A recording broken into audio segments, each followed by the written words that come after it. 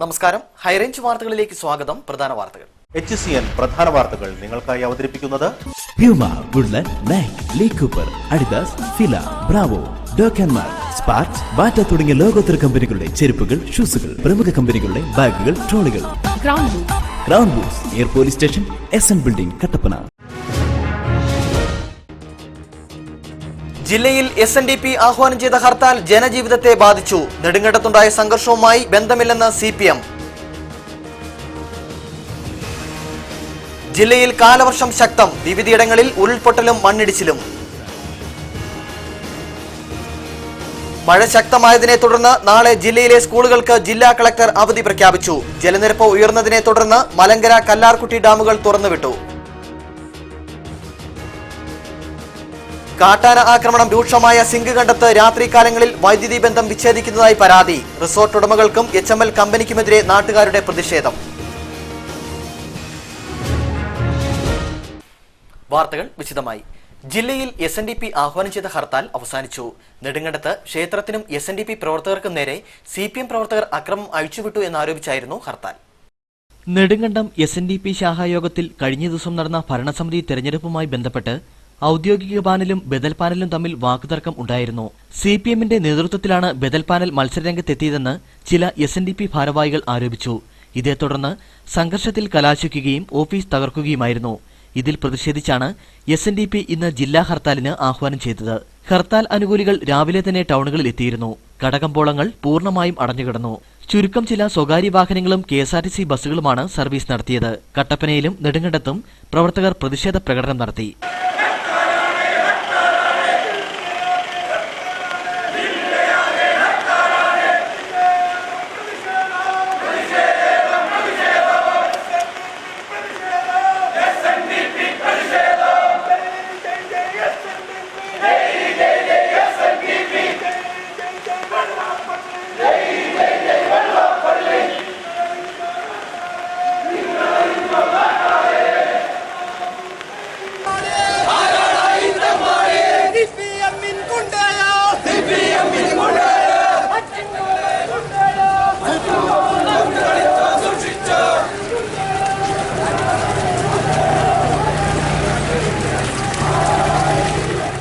ഇലക്ഷനിൽ തോറ്റ സ്ഥാനാർത്ഥികളും അവരെ സഹായിക്കാൻ വന്ന CPMന്റെ പ്രവർത്തകരും ചേർന്ന് നെടുങ്കണ്ടം ശാഖാ ഓഫീസും യൂണിയൻ ഓഫീസും എറിഞ്ഞു തകർക്കുകയും ക്ഷേത്രം ആക്രമിക്കുകയും ചെയ്തതിൽ പ്രതിഷേധിച്ചുകൊണ്ട് SNDP യോഗം ഇടുക്കി ജില്ലയിൽ രാവിലെ 6 മുതൽ വൈകിട്ട് 6 വരെ ആഹ്വാനം ചെയ്തിരിക്കുന്ന ഹർത്താലിനോടനുബന്ധിച്ചാണ് ഇവിടെ ഈ പ്രകടനം നടക്കുന്നത്.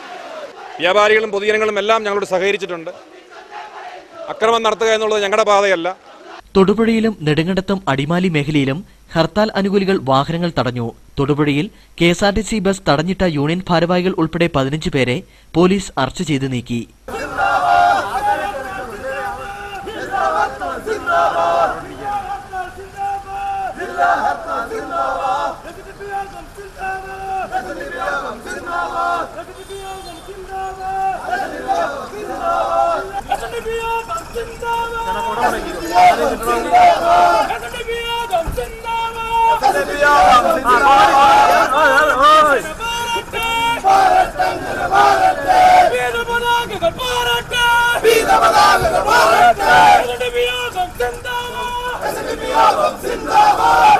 ഇതൊഴിച്ചാൽ അനിഷ്ട സംഭവങ്ങൾ ഒന്നും തന്നെ റിപ്പോർട്ട് ചെയ്തിട്ടില്ല. SNDP ജില്ലയിൽ ആഹ്വാനം ചെയ്ത ഹർത്താൽ പീരിമേട്ടിൽ പൂർണ്ണം. നിരത്തിലിറങ്ങിയ വാഹനങ്ങൾ പ്രവർത്തകർ തടഞ്ഞു. SNDP ആഹ്വാനം ചെയ്ത ഹർത്താൽ പീരിമേട് താലൂക്കിൽ പൂർണ്ണമായിരുന്നു. കടകമ്പോളങ്ങളൊന്നും തുറന്നില്ല. സ്വകാര്യ വാഹനങ്ങളും KSRTC ബസ്സുകളും നിരത്തിലിറങ്ങി. പതിവിൽ നിന്നും വ്യത്യസ്തമായി സ്ത്രീകൾ ഉൾപ്പെടെയുള്ള പ്രവർത്തകരാണ് വാഹനങ്ങൾ തടഞ്ഞത്. മിക്ക ജംഗ്ഷനുകളിലും രാവിലെ തന്നെ പ്രവർത്തകർ എത്തുകയും ഗതാഗതം തടസ്സപ്പെടുത്തുകയും ചെയ്തു. പോസ്റ്റ് ഓഫീസ്, ബാങ്ക് തുടങ്ങിയ സ്ഥാപനങ്ങൾ തുറന്നെങ്കിലും പ്രവർത്തകർ അടപ്പിച്ചു. മറ്റ് സർക്കാർ ഓഫീസുകളൊന്നും പ്രവർത്തിച്ചില്ല. ഓരോ ശാഖായോഗങ്ങളുടെ കീഴിലും രാവിലെ തന്നെ പ്രവർത്തകർ പ്രതിഷേധ പ്രകടനം നടത്തി. തോട്ടം മേഖലയിൽ വ്യാപാര സ്ഥാപനങ്ങൾ ഒന്നും തന്നെ തുറന്നില്ലെങ്കിലും തോട്ടം തൊഴിലാളികൾ പണിക്കിറങ്ങി. എന്നാൽ തൊഴിലാളികളുടെ ഹാജർ നില കുറവായിരുന്നു. SNDP ആഹ്വാനം ചെയ്ത ജില്ലാ ഹർത്താൽ മൂന്നാറിനെ ബാധിച്ചില്ല. വ്യാപാര സ്ഥാപനങ്ങൾ പൂർണ്ണമായും തുറന്നു പ്രവർത്തിച്ചു. SNDP ആഹ്വാനം ചെയ്ത ജില്ലാ ഹർത്താൽ മൂന്നാറിനെ ബാധിച്ചില്ല. ആവശ്യമില്ലാതെ വിവിധ രാഷ്ട്രീയ പാർട്ടികൾ ആഹ്വാനം ചെയ്യുന്ന ഹർത്താലുകൾ മൂന്നാറിന്റെ ടൂറിസത്തിന് തിരിച്ചടിയാവുന്നതായി കണ്ടെത്തിയിരുന്നു. വർഷത്തിൽ 3-4 പ്രാവശ്യമുണ്ടാവുന്ന ഹർത്താലുകൾ മാസങ്ങൾക്ക് മുമ്പ് മുറികൾ ബുക്ക് ചെയ്തെത്തുന്നവർക്ക് വൻ തിരിച്ചടിയാണ് സമ്മാനിച്ചിരുന്നത്. വിവിധ രാഷ്ട്രീയ പാർട്ടികൾ നടത്തുന്ന ഹർത്താലുകളിൽ നിന്നും മൂന്നാറിനെ ഒഴിവാക്കണമെന്ന് വ്യാപാരികൾ വകുപ്പുകൾക്ക് നിവേദനം നൽകുകയും ചെയ്തിരുന്നു. ഇതേ തുടർന്നാണ് ഇന്ന് നടത്തിയ ഹർത്താലുകളിൽ പങ്കെടുക്കുന്നതിൽ നിന്നും വ്യാപാരികൾ ഒഴിവായത്.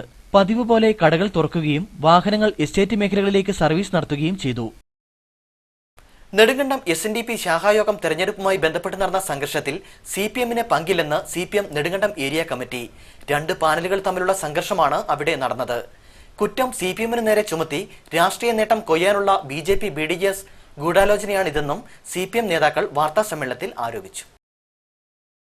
നെടുങ്കണ്ടം SNDP ശാഖായോഗത്തിൽ ഉണ്ടായ അനിഷ്ട സംഭവങ്ങളുടെ ഉത്തരവാദിത്തം CPM-ന്റെ തലയിൽ കെട്ടിവെക്കാനുള്ള നീക്കമാണ് ചിലർ നടത്തുന്നത്. ശാഖായോഗ തെരഞ്ഞെടുപ്പിൽ 2 പാനലുകളാണ് മത്സരരംഗത്തുണ്ടായിരുന്നത്. ഇവർ തമ്മിലാണ് സംഘർഷം ഉണ്ടായത്. കഴിഞ്ഞ 17 വർഷമായി തുടർച്ചയായി ഭരണം നടത്തുന്നവർക്കെതിരെയുണ്ടായ വികാരം മൂലമാണ് മറ്റൊരു പാനൽ മത്സരരംഗത്തെത്തിയത്.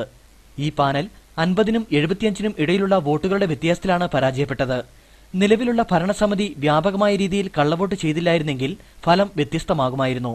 തെരഞ്ഞെടുപ്പ് സമയത്തു തന്നെ RSS-ന്റെയും BDJS-ന്റെയും ഗുണ്ടകൾ ഓഫീസ് കോമ്പൗണ്ടിൽ മാരകായുധങ്ങളുമായി തമ്പടിച്ചിരുന്നതായും CPM നേതാക്കൾ പറഞ്ഞു. ശാഖായോഗം ഭരിച്ചുകൊണ്ടിരിക്കുന്ന ഭരണക്കാർക്കെതിരെ ശാഖാംഗങ്ങൾക്കിടയിൽ കടുത്ത പ്രതിഷേധം ഉയർന്നു വന്നിരുന്നു. അതിന്റെ ഭാഗമായിട്ടാണ് 17 വർഷത്തിന് ശേഷം ആദ്യമായിട്ടവിടെ ഭരണസമിതിയിലേക്ക് തെരഞ്ഞെടുപ്പ് നടന്നത്. ആ തെരഞ്ഞെടുപ്പിൽ നിലവിലുണ്ടായിരുന്ന ഭരണസമിതിക്കെതിരെ SNDP ശാഖയുടെയും അതിന് താഴെയുള്ള മേഖലാ കമ്മിറ്റികളുടെയും ഭാരവാഹികളും പ്രവർത്തകരുമായിരുന്ന കുറച്ചുപേർ ഒരു പ്രത്യേക പാനലുണ്ടാക്കി ഭരണസമിതി തെരഞ്ഞെടുപ്പിൽ മത്സരിച്ചു. ഒരു 50 മുതൽ 75 വരെ വോട്ടുകളുടെ വ്യത്യാസത്തിലാണ് നിലവിലുള്ളവർക്കെതിരെ മത്സരിച്ചവർ തോറ്റിരിക്കുന്നത്.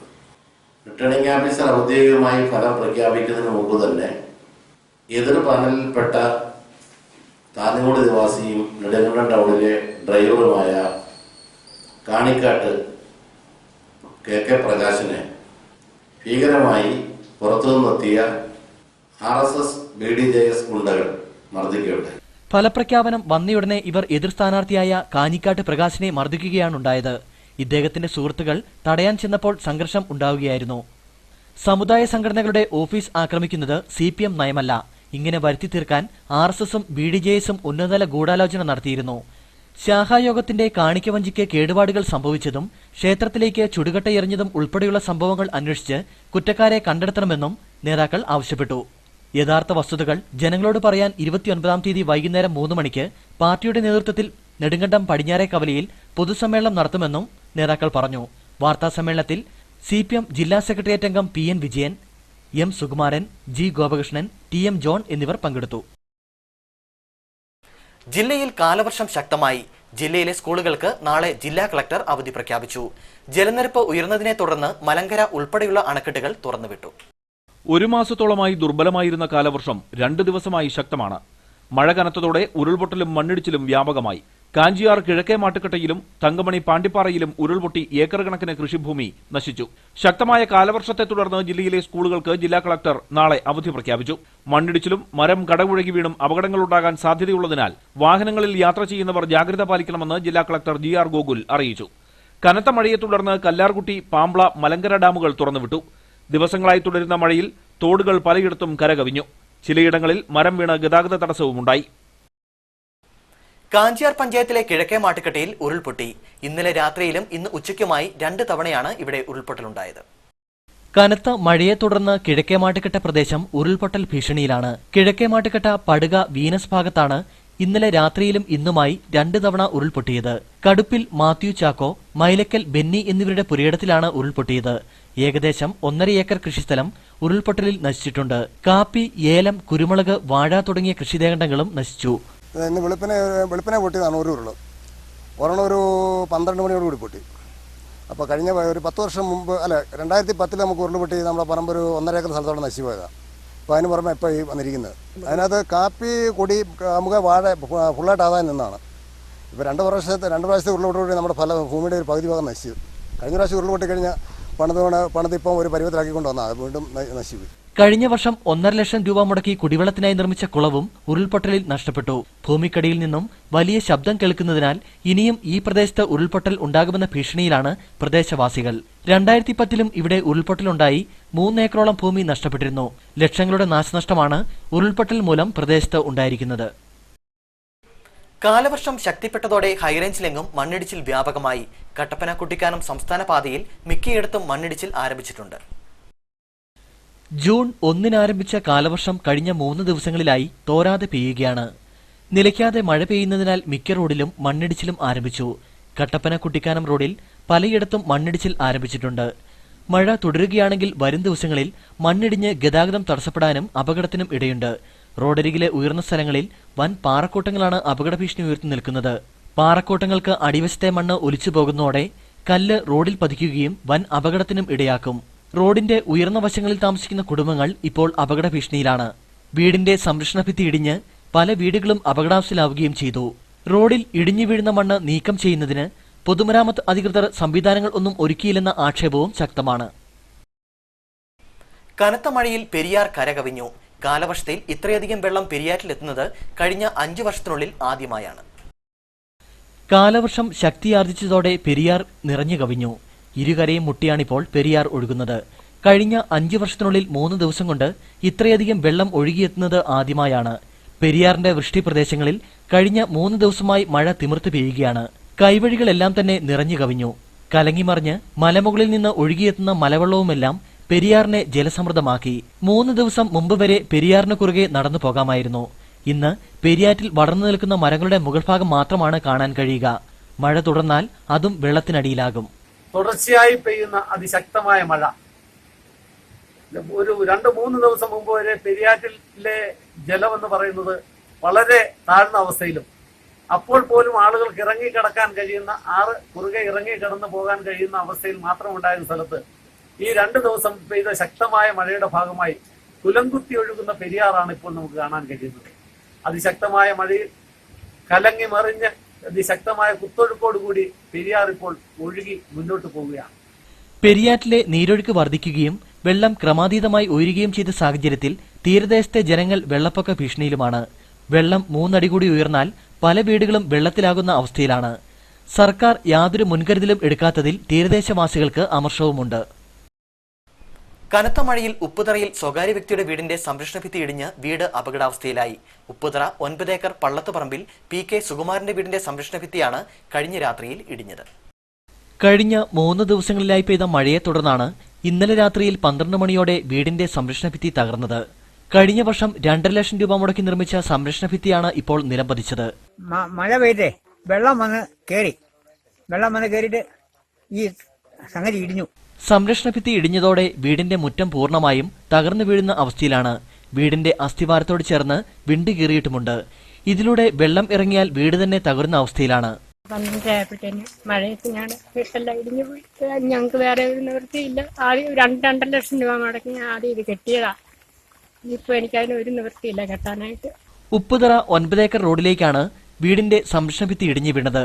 അതിനാൽ ഇതുവഴിയുള്ള ഗതാഗതവും ഭാഗികമായി തടസ്സപ്പെട്ടു. അപകട ഭീഷണിയിൽ നിലകൊള്ളുന്ന വീടിന് അടിയന്തരമായി സംരക്ഷണ ഭിത്തി നിർമ്മിച്ചില്ലെങ്കിൽ വീട് തന്നെ അപകടാവസ്ഥയിലാകും. ഇതിന് ഈ കുടുംബത്തിന് സാമ്പത്തിക ശേഷിയുമില്ല. അതിനാൽ സർക്കാർ തലത്തിൽ അടിയന്തരമായി ധനസഹായം നൽകണമെന്നാണ് ഇവരുടെ ആവശ്യം. മഴ ശക്തമായതോടെ മരം വീണും മണ്ണിടിഞ്ഞും അപകടങ്ങൾ വ്യാപകമായി. കട്ടപ്പന ടൗണിന് സമീപം 2 ഇടത്ത് മരം കടപുഴകി വീണു. ജില്ലയിൽ കാലവർഷം കനത്തതോടെ പല ഭാഗങ്ങളും ഉരുൾപൊട്ടൽ ഭീഷണിയിലാണ്. കനത്ത മഴയിൽ മണ്ണിടിഞ്ഞും മരം കടപുഴകിയും വ്യാപക നാശനഷ്ടമാണ് ഉണ്ടായിരിക്കുന്നത്. ശക്തമായ കാറ്റിൽ വൈദ്യുതി തൂണുകൾ ഒടിഞ്ഞ് വൈദ്യുതി ബന്ധം വിച്ഛേദിക്കുകയും വൻ അപകടം ഒഴിവാക്കുകയും ചെയ്തു. കട്ടപ്പന ബൈപ്പാസ് റോഡിൽ ഇന്ന് രാവിലെ ശക്തമായ കാറ്റിൽ അപകടാവസ്ഥയിൽ നിന്ന് വൈദ്യുതി പോസ്റ്റ് ഒടിഞ്ഞു വീണ് ലൈൻ കമ്പി പൊട്ടുകയും ഹർത്താൽ ദിനമായതിനാൽ ആൾസഞ്ചാരവും വാഹനങ്ങളും ഇല്ലാത്തതിനാൽ കൂടുതൽ അപകടം ഒഴിവാക്കുകയും ചെയ്തു. ആ സമയം അതുവഴി വന്ന ഒരു കാർ യാത്രികൻ തലനാരിഴയ്ക്കാണ് രക്ഷപ്പെട്ടത്. രാവിലെ 9:30 മണിയോടുകൂടിയാണ് ഇവിടെ ഈ മരം ഒടിഞ്ഞ് റോട്ടിൽ വീണത്. പിന്നെ ഹർത്താലായിരുന്നുകൊണ്ടാണ് വലിയൊരു ദുരന്തം ഒഴിവാതെ. സാധാരണ ഈ സമയത്ത് ധാരാളം സ്കൂൾ കുട്ടികൾ ഈ വഴിയിൽ കൂടെ സഞ്ചരിക്കുന്നതാണ്. വളരെ അപകടസ്ഥിതിയിലാണ് ഈ ബൈപ്പാസ് റോഡിൽ നിൽക്കുന്ന മരങ്ങൾ, വാഗമരങ്ങൾ വളരെ അപകടസ്ഥിതിയിലാണ് നിൽക്കുന്നത്. എത്രയും പെട്ടെന്ന് ഈ മരങ്ങൾ മുറിച്ചു മാറ്റി അപകടം അത് ഒഴിവാക്കാൻ അധികൃതർ ശ്രദ്ധിക്കേണ്ടതാണ്. ഉടൻ തന്നെ വൈദ്യുതി ബന്ധം വിച്ഛേദിച്ചതിനാൽ കൂടുതൽ അപകടം ഒഴിവായി.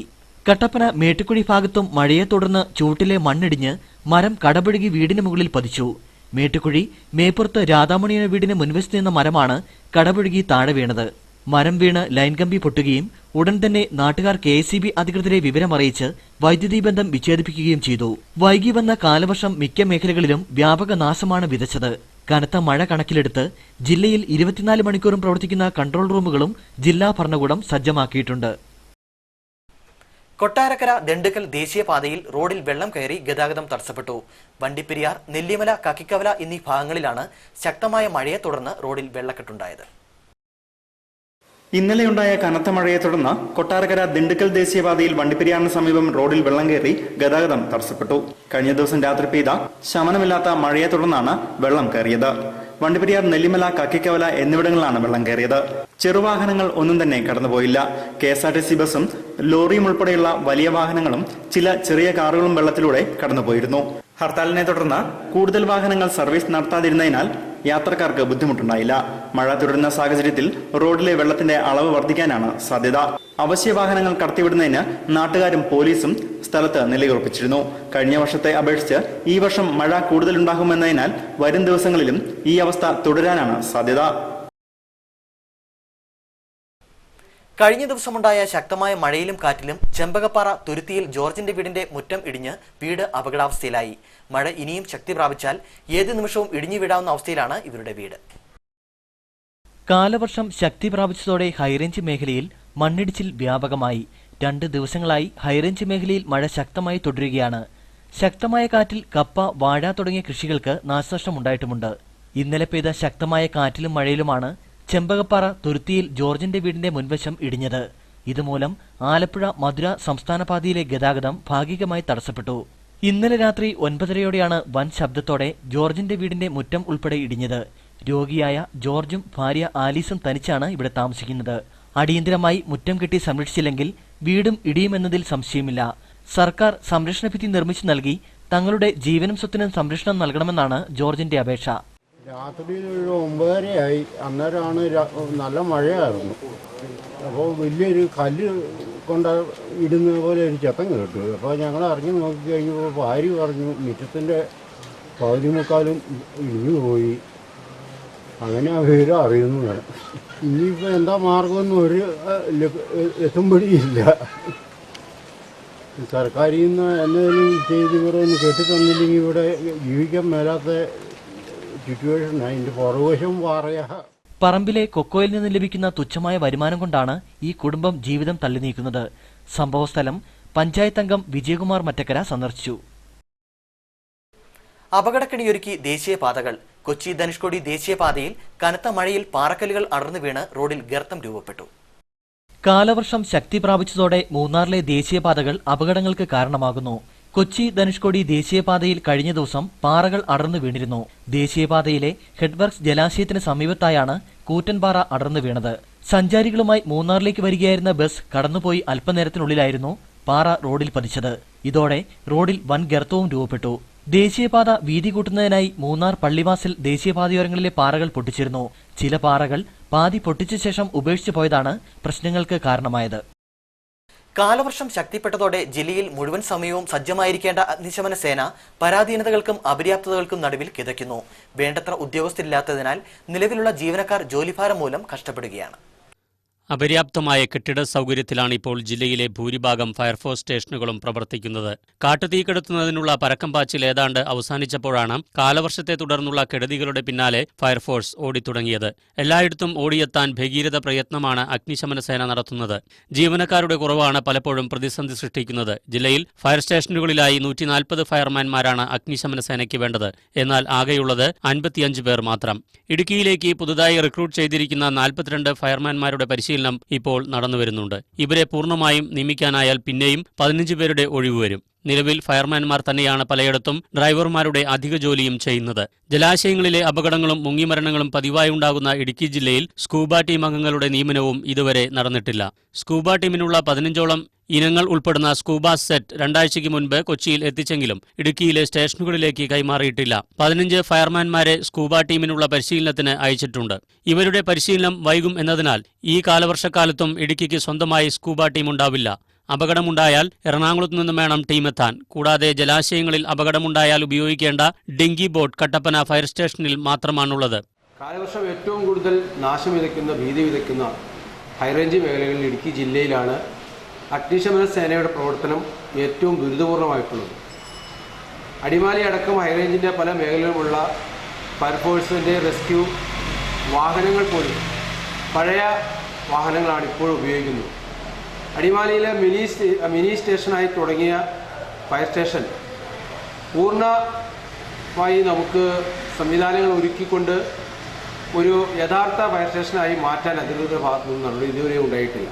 ഇത്തരത്തിൽ അസൗകര്യങ്ങളുടെ നടുവിലാണ് ജില്ലയിലെ ഫയർഫോഴ്സ് കിതച്ചോടുന്നത്. പലപ്പോഴും ഏറെ പഴിയും കേൾക്കേണ്ടി വരാറുണ്ട്. ഇടുക്കി പോലെ പ്രകൃതി ദുരന്തങ്ങൾ എപ്പോഴും മുന്നിൽ കാണുന്ന ജില്ലയിൽ അഗ്നിശമന സേനയെ ശക്തിപ്പെടുത്താനുള്ള ശ്രമങ്ങൾ വകുപ്പ് തലത്തിൽ ഉണ്ടാകണമെന്നുള്ള ആവശ്യമാണ് ശക്തമാകുന്നത്. കാട്ടാന ആക്രമണം പതിവായ സിംഗുകണ്ടത്ത് രാത്രികാലങ്ങളിൽ വൈദ്യുതി ഓഫ് ചെയ്യുന്നതായി പരാതി. സ്വകാര്യ റിസോർട്ട് ഉടമകളും HML കമ്പനിയും ചേർന്നാണ് രാത്രികാലങ്ങളിൽ വൈദ്യുതി ഓഫ് ചെയ്യുന്നതെന്നാണ് നാട്ടുകാരുടെ ആക്ഷേപം. കാട്ടാനയാക്രമണത്തിൽ നിരവധി ആളുകൾ ജീവൻ പൊലിഞ്ഞ സിംഗുകണ്ടത്ത് രാത്രിയായാൽ വൈദ്യുതിയില്ല.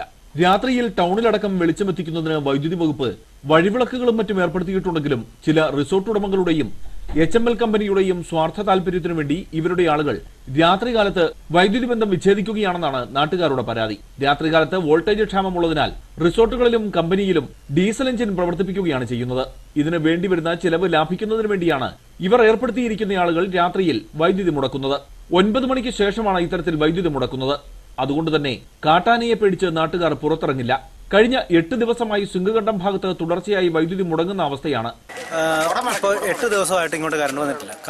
ഒന്നെന്ന് പറയുന്ന ഇവിടെ കുടിയിലും കാറ്റുംകുളത്തിൻ്റെ അവിടെയും HML പ്ലാന്റേഷൻ്റെ അവിടെയും 3-4 AV പിടിപ്പിച്ചിരിക്കുകയാണ്. ഈ AV വലിച്ചു താത്തി വെക്കുന്നതുകൊണ്ട് തന്നെ ഇങ്ങോട്ട് കറണ്ട് വരുന്നില്ല. കാരണം അവർക്ക് വോൾട്ടേജ് കുറയുന്ന, ഇവിടെ മൊത്തം ചാർജ് ചെയ്ത് കഴിഞ്ഞാൽ വോൾട്ടേജ് കുറയും എന്നുള്ളത് കൊണ്ട് തന്നെ അവർ ആ AV വലിച്ചു താത്തി ഞങ്ങൾക്ക് ഇങ്ങോട്ട് കറണ്ട് ഇല്ലാത്തൊരവസ്ഥയാണ് ഉണ്ടാക്കുന്നത്. ഇലക്ട്രിസിറ്റി ബോർഡിൻ്റെ ഉദ്യോഗസ്ഥന്മാർ ഇതിനൊരു പരിഹാരം എത്രയും പെട്ടെന്ന് കണ്ടുപിടിച്ചില്ലെങ്കിൽ ഈ ജനങ്ങൾ, ഈ സിംഗണ്ടം നിവാസികൾ അടുത്തൊരു പ്രക്ഷോഭത്തിൽ ഇറങ്ങാൻ തയ്യാറായി നിൽക്കുകയാണ്. ഈ ലൈൻ മാറ്റി വരുന്നത് ഇപ്പോൾ രാജകുമാർ ലൈനിലേക്ക് പണികൾ വേഗം പൂർത്തീകരിച്ച് ഈ ലൈൻ അങ്ങോട്ട് മാറ്റി തരണമെന്നാണ് ഞങ്ങളുടെ ആവശ്യം. ഇപ്പം മന്ത്രിയുടെ തരത്തിൽ ഞങ്ങൾ പരാതി ഞങ്ങൾ കൊടുക്കാൻ തീരുമാനിച്ചിട്ടുണ്ട്. മാസത്തിൽ 10 ദിവസം പോലും ഇവിടെ വൈദ്യുതിയില്ല. വിദ്യാർത്ഥികൾക്ക് പഠിക്കാൻ പോലും കഴിയാത്ത അവസ്ഥ നിലനിൽക്കുന്ന സാഹചര്യത്തിൽ അനധികൃതമായി വൈദ്യുതി മുടക്കുന്നവർക്കെതിരെ ശക്തമായ നടപടി സ്വീകരിക്കണമെന്നാവശ്യപ്പെട്ട് നാട്ടുകാർ പ്രക്ഷോഭത്തിനൊരുങ്ങുകയാണ്. ഹൈറേഞ്ച് മേഖല ആരോഗ്യരംഗത്ത് വളരെ പിന്നോക്കാവസ്ഥയിലാണെന്ന് DCC ജനറൽ സെക്രട്ടറി അഡ്വക്കേറ്റ് സേനാപതി വേണു. ഹൈറേഞ്ചിലെ ആശുപത്രികളിൽ ഒഴിവുള്ള തസ്തികകളിൽ ഡോക്ടർമാരെയും ജീവനക്കാരെയും അടിയന്തരമായി നിയമിക്കണമെന്നും സേനാപതി വേണു ആവശ്യപ്പെട്ടു. കേരളമൊട്ടുക്ക് പകർച്ചപ്പനി വളരെ വ്യാപകമായി പടർന്നു പിടിച്ചുകൊണ്ടിരിക്കുകയാണ്. ഹൈറേഞ്ച് മേഖലയിൽ ആരോഗ്യമേഖല ഏതാണ്ട് പാടെ തകർന്നു നിൽക്കുന്ന ഒരു സ്ഥിതിവിശേഷമാണ്. അതുകൊണ്ട് ഗവൺമെൻറ് അടിയന്തരമായി ഈ കാര്യത്തിൽ ചെയ്യേണ്ടത് താലൂക്ക് ആശുപത്രികളിലും പ്രാഥമിക ആരോഗ്യ കേന്ദ്രങ്ങളിലും ഇനി ബാക്കി നിൽക്കുന്ന മുഴുവൻ പോസ്റ്റുകളും അടിയന്തരമായി അത് നിയമനം നടത്തണം. എല്ലാ പ്രാഥമിക ആരോഗ്യ കേന്ദ്രത്തിലും 24 മണിക്കൂറും ഒരു ഡോക്ടറുടെയെങ്കിലും സേവനം അടിയന്തരമായി ലഭിക്കുന്നതിനുള്ള നടപടികൾ സ്വീകരിക്കണം. അതോടൊപ്പം തന്നെ തോട്ടം മേഖല ഉൾപ്പെട്ട രാജകുമാരി, രാജാക്കാട്, സേനാപതി, ശാന്തൻപാറ, ഉടുമ്പൻചോല ഈ പഞ്ചായത്തുകളിൽ തോട്ടം തൊഴിലാളികളുടെയും പാവപ്പെട്ട കൃഷിക്കാരുടെയും അവരുടെ ആരോഗ്യത്തിന് വേണ്ടി പനി പ്രതിരോധ നടപടികൾ സ്വീകരിക്കുന്നതിന് വേണ്ടി മൊബൈൽ ക്ലിനിക്കുകൾ, അത് നല്ല വിദഗ്ധരായ ഡോക്ടർമാരുടെ നേതൃത്വത്തിലുള്ള മൊബൈൽ പനി ക്ലിനിക്കുകൾ എല്ലാ ദിവസവും ഈ തോട്ടമേഖലകളിൽ അവരുടെ സന്ദർശനം അടിയന്തരമായി നടത്തേണ്ടതാണ്. ജലസംരക്ഷണ യജ്ഞത്തിന്റെ ജില്ലാതല സമാപനം ഇരട്ടിയാറിൽ നടന്നു. വൈദ്യുതി വകുപ്പ് മന്ത്രി MM മണി സമാപന സമ്മേളനം ഉദ്ഘാടനം ചെയ്തു. നബാർഡ് ദേശീയ തലത്തിൽ നടത്തുന്ന ജലസംരക്ഷണ യജ്ഞത്തിന്റെ ഭാഗമായാണ് ജില്ലയിൽ 25 പഞ്ചായത്തുകളിലായി 414 വാർഡുകളിൽ ജലസംരക്ഷണ യജ്ഞം നടത്തിയത്. പരിപാടിയോടനുബന്ധിച്ച് ജലസംരക്ഷണ സന്ദേശയാത്രയും ജലസംവാദവും നടന്നു. ഹൈറേഞ്ച് ഡെവലപ്മെന്റ് സൊസൈറ്റിയുടെ നേതൃത്വത്തിൽ ഇരട്ടയാറിൽ നടന്ന സമാപന സമ്മേളനം വൈദ്യുതി വകുപ്പ് മന്ത്രി എം മണി ഉദ്ഘാടനം ചെയ്തു. ജലസംരക്ഷണം എന്ന് പറയുന്നത് സമൂഹത്തിൻ്റെ ഒരു ബാധ്യതയാണ്. നമ്മുടെ നിലനിൽപ്പുമായി ബന്ധപ്പെട്ട കാര്യം തന്നെയാണ് ഇത്.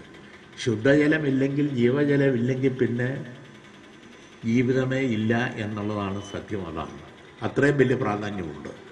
അതുകൊണ്ട് പ്രിയപ്പെട്ടവരെ, ഒരു പുതിയ സംസ്കാരം, ഒരു പുതിയ രീതി, ഒരു പുതിയ സമ്പ്രദായം നിശ്ചയമായും നമ്മൾ സ്വീകരിക്കേണ്ടതുണ്ട്.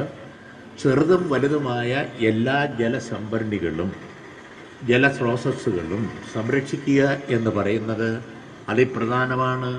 അത് നമ്മുടെ ഭാവി തലമുറയ്ക്ക്, നമ്മുടെ സമൂഹത്തിന് അനിവാര്യമാണെന്നാണ് എനിക്ക് ഈ അവസരത്തെ ചൂണ്ടിക്കാണിക്കാൻ ഉള്ളത്.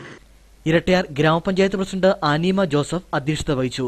Advocate Joyce George MP. മുഖ്യപ്രഭാഷണം നടത്തി. NABARD Idukki DDM Ashok Kumar Nair, father Sebastian Kochupurackal, Reji Ilippulikattu, Josna Jobin, father Mathew Tharamuttam, George Koickal, Reji Shouryamkuzhi, Sibi Maliyekkal തുടങ്ങിയവർ സംസാരിച്ചു. വണ്ടിപ്പെരിയാർ പാലത്തിലെ അപ്രോച്ച് റോഡിന്റെ സംരക്ഷണ ഭിത്തി ഇടിഞ്ഞു താഴ്ന്നു. മാസങ്ങൾക്ക് മുമ്പാണ് പെരിയാർ നദിക്ക് കുറുകെ പുതിയ പാലം നിർമ്മിച്ചത്. അപകടാവസ്ഥയിലായ പഴയ പാലത്തിന് സമാന്തരമായാണ് പുതിയ പാലം നിർമ്മിച്ചിരുന്നത്.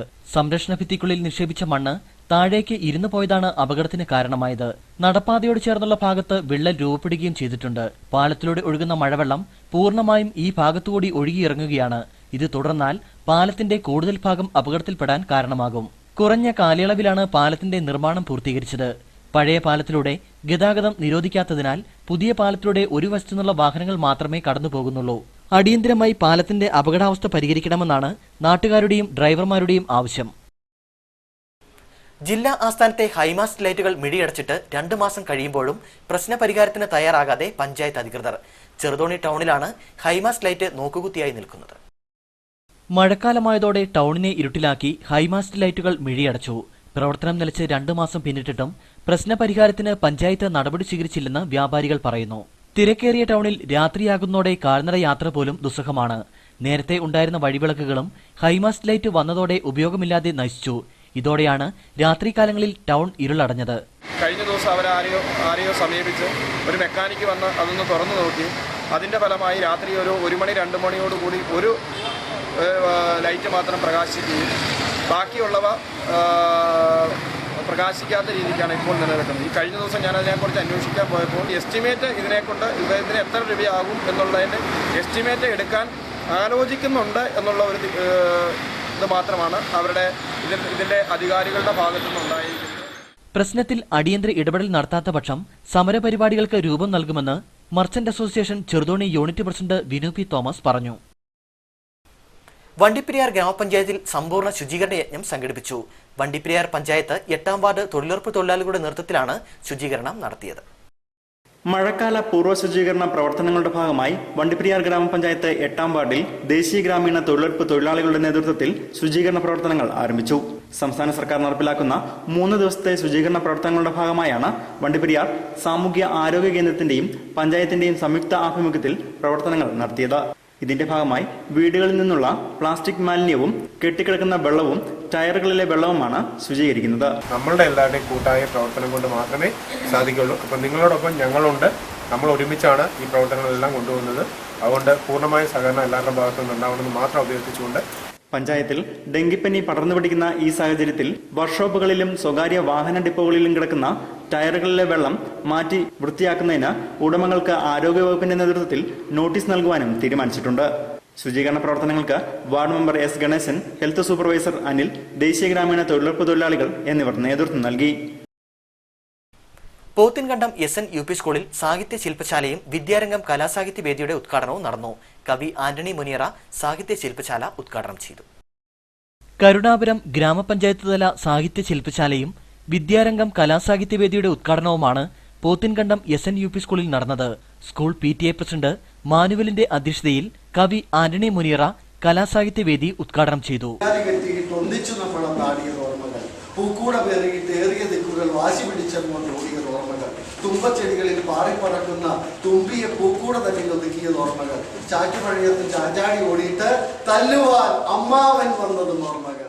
സാഹിത്യകാരി മിനി മീനാക്ഷി, സ്കൂൾ ഹെഡ്മിസ്ട്രസ് പ്രസന്ന, അധ്യാപകനായ വാസവൻ എന്നിവർ ശില്പശാലയ്ക്ക് നേതൃത്വം നൽകി. ഇതോടനുബന്ധിച്ച് PN പണിക്കർ അനുസ്മരണവും പുസ്തക പ്രകാശനവും കുട്ടികളുടെ സാഹിത്യ സൃഷ്ടികളുടെ അവതരണവും നടന്നു. ഇനി നേർക്കാഴ്ചയിലേക്ക്.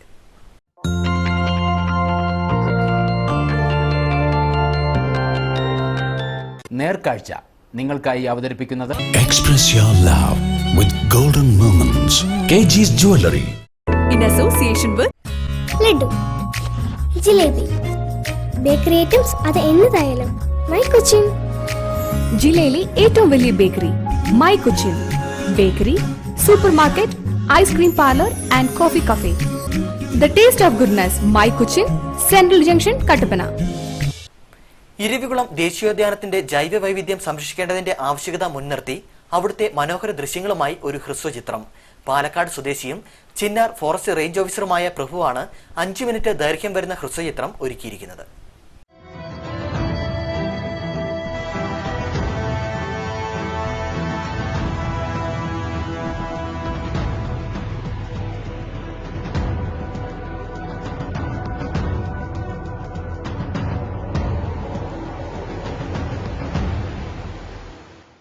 മൂന്നാർ വൈൽഡ് ലൈഫ് ഡിവിഷന്റെ കീഴിൽ ആനമുടി ഫോറസ്റ്റ് ഡെവലപ്മെന്റ് ഏജൻസിയാണ് വിസ്പേഴ്സ് ഓഫ് സൈലൻസ് എന്ന ഹ്രസ്വചിത്രം നിർമ്മിച്ചിരിക്കുന്നത്. ജൂൺ 5-നാണ് ചിത്രം പുറത്തിറക്കിയത്.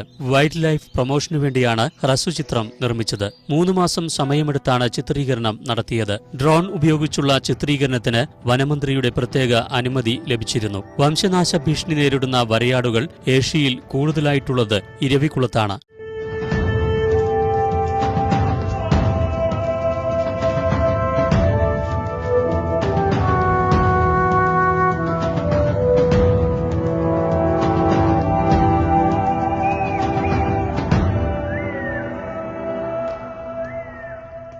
ഹ്രസ്വചിത്രത്തെക്കുറിച്ച് സംവിധായകൻ പ്രഭു. ഇത്രയും ഭംഗിയുള്ള സ്ഥലം, ഒരു ഹെവൻലി സ്ഥലം നമുക്കിവിടെ ഉണ്ട്. നമ്മുടെ കൺട്രോൾ ചെയ്യുന്ന നമ്മുടെ ഈ സമീപത്ത് തന്നെയുണ്ട്. ഇതിനെ സംരക്ഷിക്കേണ്ടത് നമ്മുടെ എല്ലാവരുടെയും ഉത്തരവാദിത്വമാണ്. ഇതിന്റെ ഭംഗി, ഇതിന്റെ ഡൈവേഴ്സിറ്റി, ഇതിന്റെ ഭാവിയിലുള്ള ഇതിന്റെ ഒരു സ്കോപ്പ് എല്ലാം സംരക്ഷിക്കേണ്ടത് നമ്മുടെ ഉത്തരവാദിത്വമാണ് എന്ന് ചൂണ്ടിക്കാണിക്കാൻ വേണ്ടി വളരെ മനോഹരമായിട്ട് നമ്മൾ ഡിസൈൻ ചെയ്ത ഒരു സിനിമയാണ്, ഒരു ഹ്രസ്വചിത്രമാണ് വിസ്പേഴ്സ് ഓഫ് സൈലൻസ്.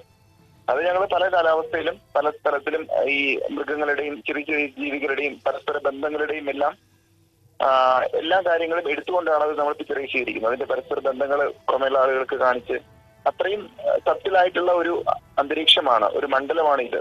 പശ്ചിമഘട്ട മലനിരകളിൽ ഏറ്റവും അധികം ജൈവസമ്പത്തുള്ളത് ഇരവികുളത്താണ്. നമ്മൾ കാണാത്തതും എത്തിപ്പെടാൻ കഴിയാത്തതുമായ ഇരവികുളത്തെ ദൃശ്യങ്ങൾ നല്ല ശബ്ദ സന്നിവേശത്തോടെ സംഗീതത്തിന്റെ പശ്ചാത്തലത്തിലാണ് ഹ്രസ്വചിത്രം നിർമ്മിച്ചിരിക്കുന്നത്.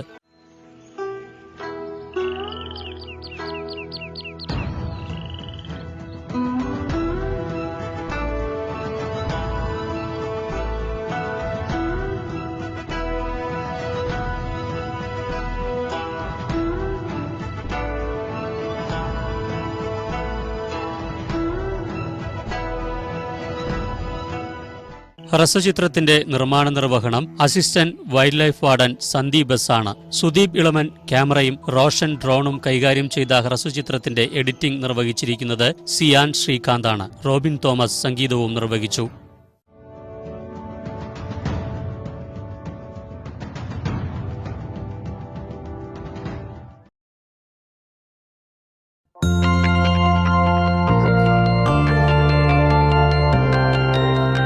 നേർക്കാഴ്ച നിങ്ങൾക്കായി അവതരിപ്പിച്ചത് KG's Jewelry.